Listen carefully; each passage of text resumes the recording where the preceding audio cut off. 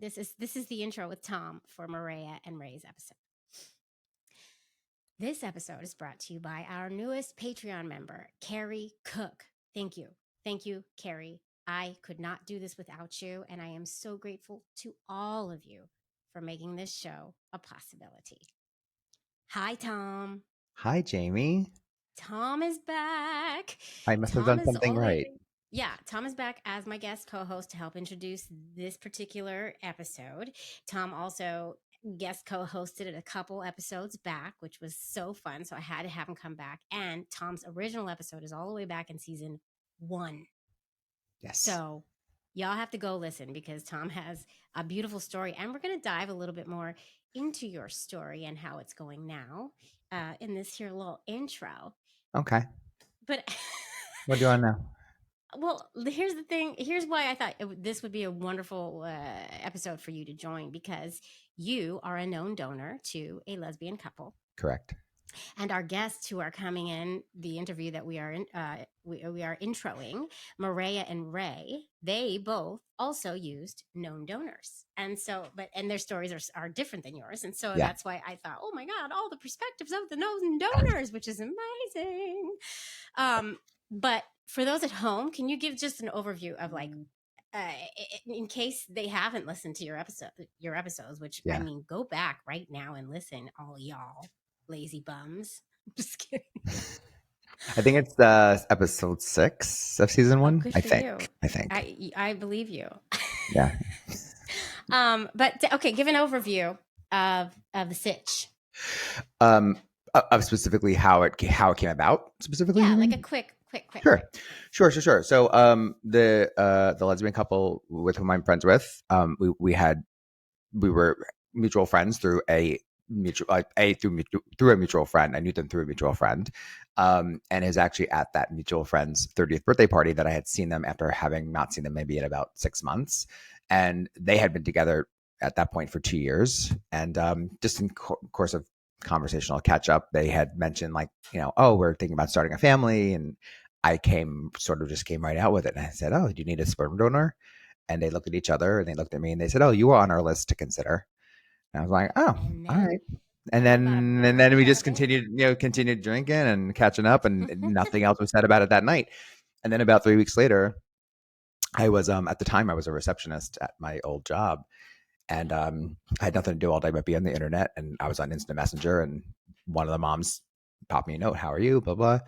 And she said, were you serious about what you said at Debbie's party? And I said, yeah, we can certainly talk about it. And then it just kind of moved forward from there. We continuously met for dinners and it was all about conversation. And it really was about a year and a half of just sort of, checking in and meeting and talking and what they wanted and what I wanted. And they knew that they wanted to have a known donor. They wanted their kids to know who their dad was. Mm-hmm. I think from my perspective, it was not something I had thought about previously. So I didn't really have any preconceived thoughts about really what I wanted. I kind of just worked on gut instinct based on what I knew would be comfortable for me in the long run. Like, I only was going to do it if the kids knew who I was. I would never want to be Uncle Tom or a friend Tom. Like, that would never have sat well with me. And so just again, throughout the courses of conversation and figuring it all out, we checked all the respective boxes for each other. And then I started doing my banking in January 2005. And which came after, like, all the STI testing and then the medical history stuff, and all the stuff that you deal with. Stuff in the banking. Yeah. And what you mean by the banking is the depositing of the sperm in the sperm bank or in the fertility clinic. That is exactly what I mean. We actually used used a clinic. I'm originally from Westchester County. We were all living in Westchester at the time, so we used Mays Laboratories in Westchester County. I think they're in White Plains. Okay, yeah. I think actually they're still around. I've seen like posters in like Metro North, like Mays Laboratories. So I think they're still around. Yeah. Anyway, sponsorship. A little shout out, Mays Laboratories. And actually, I'll save the whole story. But if you go back and listen to my episode, you'll Yeah, hear that experience about what it was like to go in and do the deposits, that's a which was funny quite story. I interesting. remember that It is story. very funny It about is. what materials they have available to you and stuff like that. I think things have changed since then. I think they make it a little more inclusive, and I think you were a catalyst for making it. You know, you need different kind of things for the guys Yeah, I'm that are also looking for gay. the yeah, exactly. And it's really funny. Just to dovetail into the episode, actually, I was curious to hear. There was something, and quite honestly, to be honest, because there were two females talking, I couldn't tell which was which because I only heard the It audio and happens a not lot. saw them visually. Right. Um, they had, and I think you had actually mentioned that somewhere when you're dealing with the bank, that Mm-hmm. there's something that's written that says this is only for us. And I Mm. found that interesting because I explicitly remember when I was doing not paperwork for the lab, but when I actually was doing like the legal paperwork, like that we had a lawyer, like lawyers draw up and I signed. I remember there actually was, um, now mind you, this is 2005, 2006, I mean, early, like Forever. before this Yeah. was a really regular thing. Uh-huh. And I remember there was something explicitly in that paperwork that said something like it was giving them the ability to like transfer the sperm or whatever. And because I explicitly remember saying to the lawyer, no, no, no, that has to come out. It's not for anybody else. It's only for them. And I don't know if it was a blanket thing that maybe they happened to either not overlook, or I don't know what it was, or maybe they were making me look at the first draft. I don't know, but I remember pretty much saying that has to come out. This is they have to destroy anything that's not used.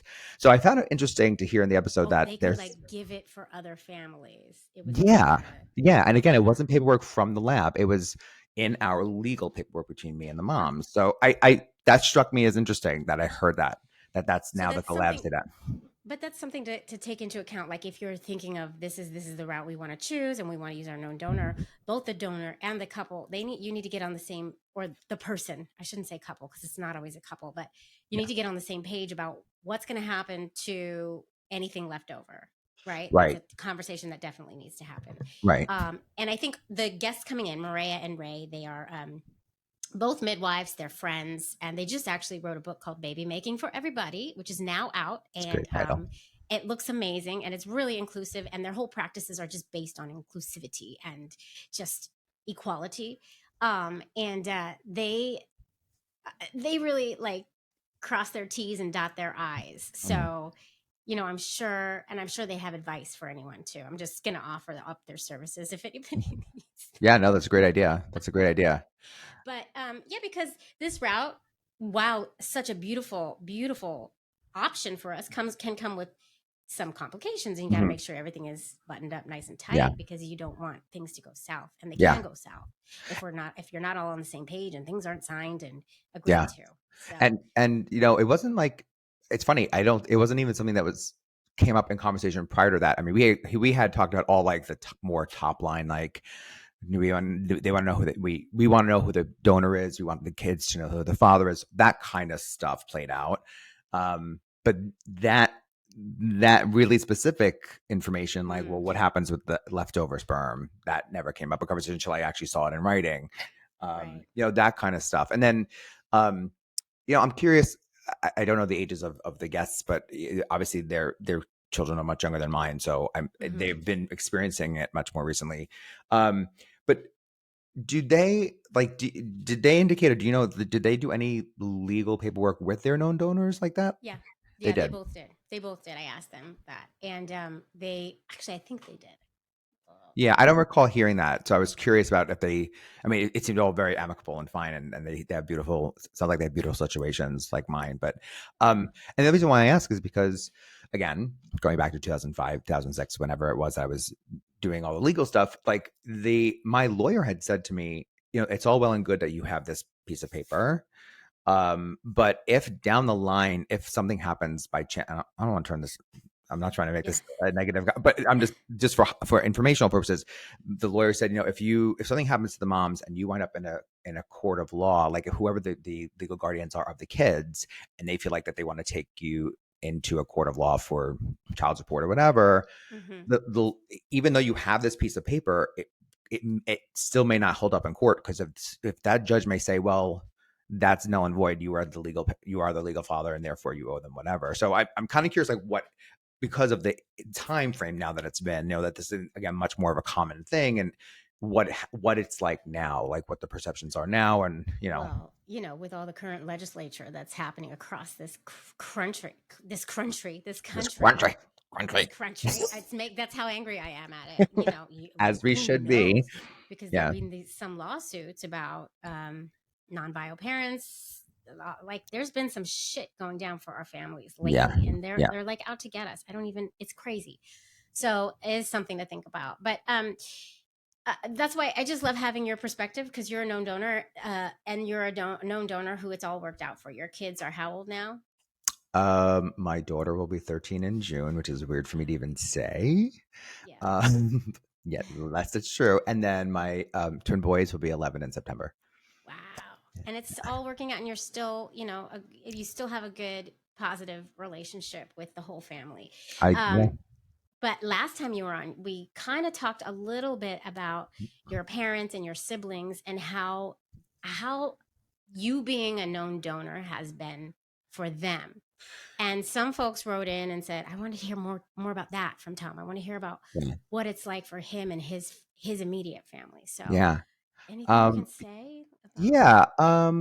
Well, my just as far as my family goes, so my dad's passed. My dad died in 2017. So never currently it's Sure. just my mom, my two older sisters, and I have a twin brother who lives in Skokie, Illinois. All of my siblings are married.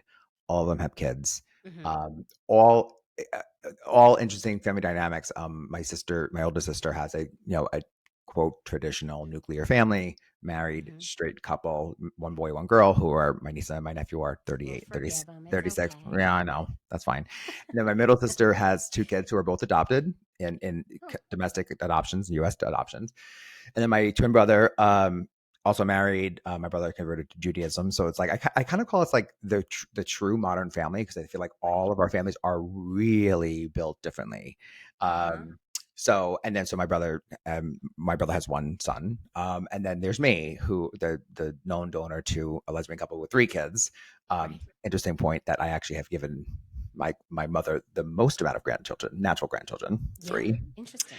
Um, but so when I first started going down this path of consideration, to do the donor stuff, my the reactions from my family were all varied, and I didn't tell my Mm-hmm. parents straight off, because my mom's 83. At the time, they were whatever, they were in their early 70s, Mm-hmm. and Roman Catholic upbringing, both of them. My mother was very religious, and Mm-hmm. I feel like I had already been sort of Mm-hmm. uncomfortable, or I didn't really feel like my sexuality was even normalized in my family. So the Right. last, which is, kind of like shame on me, but even still, But the last also, thing, like, yeah. Yeah, you already hit him with the gay thing, basically. And right. And now it's like, oh, and by the way, and now I'm going to donate sperm to a lesbian couple. So I'm having kids, but they're not really my kids. I'm the father, but I'm really the parent. So I chose to not say anything. And then I relocated. So my daughter was born actually 2 months before I relocated to Chicago. I lived in Chicago for mm-hmm. 2.5 years. And when I moved back to New York, 2013, and I thought, it's like, you know what? It's time. They need to know. My sons actually were at that point 6 months, Mm-hmm.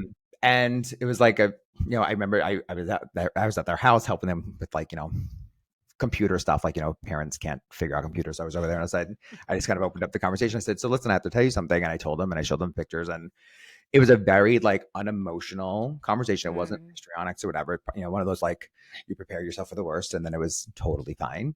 Mm-hmm. But like the response from them was not unexpected. Mm. They were like, my father said, for people of our generation, this is hard to understand and Mm-hmm. hard to accept. But in future generations, it would probably, it won't be as so much of it'll be a much more of a normal thing to consider or whatever. Mm. Um, they Shortly thereafter, I hosted a brunch. It was the day after New Year's, I think. I hosted a brunch at my apartment. I was living in New Rochelle at the time. where I'm from, where my all my family was. My brother was in town for the holidays, Mm, and I sent my parents an email and I said, I'm hosting a brunch at my apartment. And I wasn't hosting it like family and friends. It was explicitly like for my family to meet my kids and the right. moms. And my parents just did not come. My parents, my mother wrote and Ugh. she said, thank you, but I hope you understand, but we can't, we won't come. Ugh. And it's Not been, the response you want. yeah, not surprising. Right. Not Right. surprising. That also is like so frustrating that it's not surprising and it's like, okay, I thought Yeah. this would go this way. Oh Yeah. well. You know what I mean? Like, Yeah. Yeah. mm, So but my sisters both came. My my older sister, I mean her kids at that point were older, so but my middle sister came with her two kids. Till to this day, the only nieces and nephews that know my situation are my oldest two. My niece Jacqueline, who's 38, and my nephew John, who's 36, and their respective families. My great nieces, like they my great nieces and all my nieces and nephews that are like under 18, under the age of 18, hmm, know Uncle Tom's gay, but right. they don't know about this part of my Oh life. my But then they've God. never met the kids. Yeah, and I think I intimated this when I last co-hosted with you, was that I had a I had a family meeting with my sisters and my mom to kind of like get some personal life stuff out on the table and to say like, get on board, this is my life and blah blah. And I brought up the fact that there was not really a true relationship with my kids, and my sister sort of said, not really defensively, but she sort of said, well, there really hasn't been an invitation from either side, Mm, which and it as if as if to say, like, it was never really, the olive branch wasn't extended from my family to my sister's kids to be like, oh, we're having a birthday party, whatever, blah blah blah. Do you want to come? mm-hmm, Which it never occurred to me. And again, shame on me for maybe not having the level of comfort that I feel like I should have had to be able to make that happen more. mm, Um, so I hmm, mean, but to this day, like, I mean, so my sisters did meet the kids during that one brunch moment, but right. our boys were 2, my daughter Mm, was 4, and right. then but they haven't. I mean, they've seen pictures. I send pictures all the time. First day of school pictures and Christmas pictures and whatever. And I mean, my siblings they look at them and they like, yeah, well, this one's your doppelganger, and this one looks like, Yeah. this one, like they clearly are. They're very responsive to it, but there's really no familial Mm. um, integration, at So I all. yeah, so I guess that's something like, if you're somebody who's thinking of being a known donor yourself, um this, I guess, like this is an aspect that you don't necessarily completely go through in your head, or maybe some folks like you didn't, like what is my family's relationship going to be to the children and the family that is created, because you've created a whole new, a non-traditional family, for lack of a better way of saying it. Right. But you never how are we going to incorporate my immediate family with my new family, and how is it all gonna, so many things to think about, so Yeah. many things, Yeah. And right? it really didn't. I mean, again, through all the processing and discussion with the moms, it was more like, well, what is our dynamic going to be? What is our situation? What is our Right. for us? We're the Mm-hmm. most important part of that discussion, and not my family, because Right. I was doing it clearly without any regard to how my family was going to feel, because it's not up to them. It's my life, and that was sort of the take of kind of what my parents said too. That, like, you're an adult, you can do whatever you want. Mm-hmm. But it's not really colored or affected my relationship with the Mm-hmm. kids or the moms or anything. I mean, we've kind of have accepted, like, this is what it is. Like, the kids know, they knew Tom's dad died when my dad died. They know they know I have a twin brother. They've never Mm-hmm. met them, but they Mm-hmm. know their Tom has same that, like, siblings, and Mm-hmm. it's just kind of like, it's kind of like normal to them. Like, and Right. that's Well, like, yeah, but and every family has their own normal, right? But also, like the beauty of this known donor situation that I don't necessarily have is that it's there if they want it. You know what I mean? Like if the right. kids get to a certain age or just decide one day, I want to know that side of my DNA. I just want to know. I want to see. It's always it's there, and they just reach. You're here to be reached out to, and then possibly your family as well, which is the beauty of using a known donor. Right. Of Right. having a known donor, and Right. um, And yeah. and I and it's funny that you said that too, because like the way I figure it is they're all going to get older. All my nieces and nephews are Mm-hmm. going to get older, and the older they get, the more you know understanding, or the more capacity they'll have for me to be able to tell them that there's this other part of there's more family members you have not met yet. And in my head, I just have like I know, like when I have this thing in my head that at some point where they're all of a reasonable enough age to have the understanding that I'm going to just have this like huge like party and just have them all like meet finally, Cousins. yeah, Yeah, because I mean they're cousins. yeah, I have five Right. nieces and nephews, and I have three great nieces, or yeah, I have four great nieces and a great nephew now too.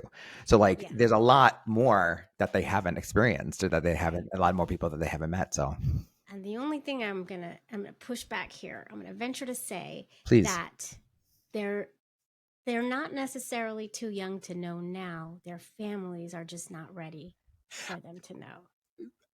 That is not pushing back. That is 100% truth. Right, right. And so Because there's that aspect, right? So right. And that and is that's what we deal with as gay folks, right? absolutely. And that is actually why I actually had that family meeting that I was mentioning with my Mm-hmm. family in 2018, because at that point I was like, there's oh, me being gay, me being bringing people home, me having this whole family, and I was like, there was something that was just felt stuck inside of me that was not true. Based Mm. going back to what I was saying to you early before we went on live, like that it was like being true with who I am as an adult now, going, and telling them, you have to get on board with this because this is my life, and if you're going to be part of my life, you have to accept this part of it. And to the what I said to them was, so, and they said, well, why are we having this conversation if you're, and I said, well, because you all have young kids in your families, and you have to start making them understand that this is Uncle Tom's life. Like, I can't be shrouded in secrecy. They're not my roommates. It's not You have to shameful. bring them on board to what my life actually is. And it's so funny because when I was in my last relationship, who he was around for the holidays and everything, and then they all was just, they were, is that Uncle Tom's boyfriend? Like they weren't even saying like, is Uncle Tom gay? It's like, is that Uncle Tom's boyfriend? Like they Like they jumped knew. past the gay thing, Right, right. They're like, whatever. Yeah. Kids today, get out of town. You know what I Oh my mean? God. Like Absolutely. they're ready. Absolutely. They know. Absolutely. Even my own kids, like the first time I saw them after I separated, like they kind of said like, well, where is he? And then on the ride home, the moms finally told them, and they were like, oh mom, we knew, we're not dumb.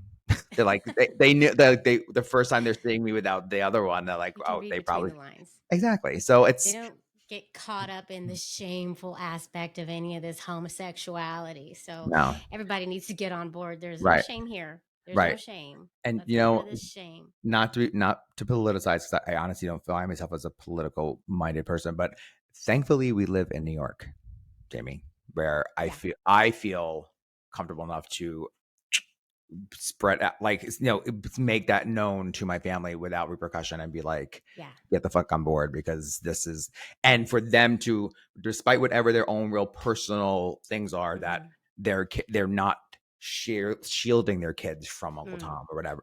It's right. thankfully The little we're mercies, right? The little mercies. God bless, right? Yeah, God Exactly. bless.